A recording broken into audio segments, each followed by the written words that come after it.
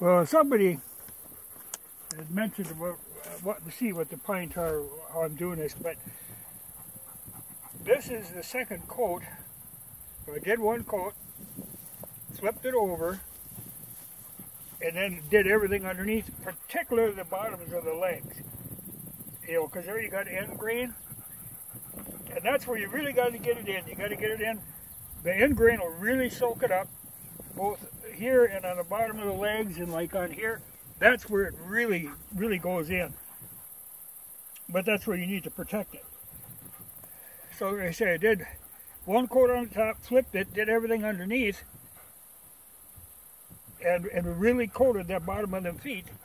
Then I flipped it up and put another coat on, and now it's been sitting in the sun all day, and it's still a little tacky, but we've got good weather for the next couple of days, so I'm going to let that. What I'll do tomorrow, I'm going to rub it down with straight turpentine. This was half and half pine tar and turpentine.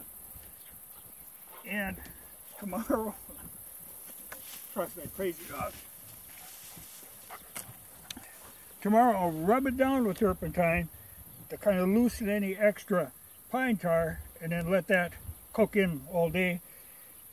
And then I think on the next day I'll take the blowtorch to her, you know, and really burn her in and wipe off any excess. But there was another thing. Oh, somebody asked about, well, this axe. It's a double bit axe, and I did a video on it quite a while back. The axe head is one that somebody gave me, and they asked if it had anything on it. It did have an HB stamped on it. Very nice axe. You know, nice thin profile. And one other thing I was going to mention is this stuff. Now, like I said, I had to peel some off of these pieces because they had a rough on the edges. I'd left the bark on. And that's where I peeled, you know, you peel off the bark, then the inner bark. And now this is a material called Bast. This is off Basswood. And this is really interesting stuff. You know, they actually make cloth kind of out of this. You know, it's a fiber, a very tough fiber. But this would be excellent for weaving like baskets. You know, if you get this wet, just extremely flexible. Interesting stuff. I've always thought about doing something with some of this. But when it comes off, you know, you could just bend it. It's just really pliable. So I think, you know, put it in water. You could make something out of that.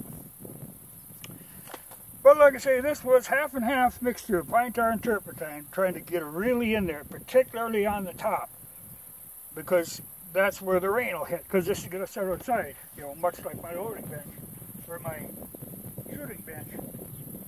And while I was at it, of course, you know, I had extra in the can mixed up, so I did a bunch of more tools, you know, just redid them. They've all been done before. But I like to keep it on there, and I like to make use of these warm days in summer. You know, so as long as we got heat, I'm going to keep cooking a few tools. Because it's either that or I got to use blowtorch.